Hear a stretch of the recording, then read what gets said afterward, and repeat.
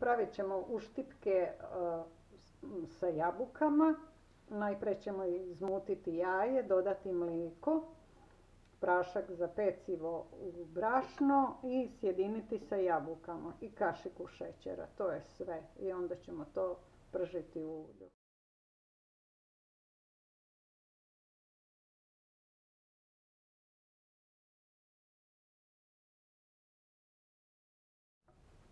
Mlijeko.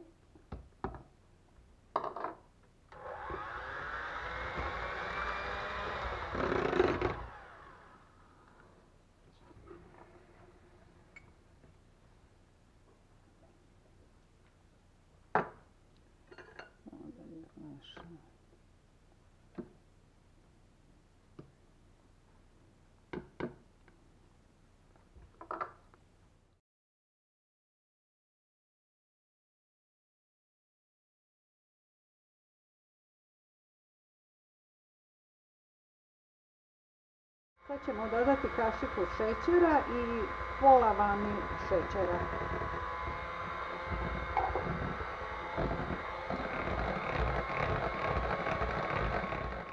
Jabuke nećemo mikserat, nego ćemo ih izmiješati ovako.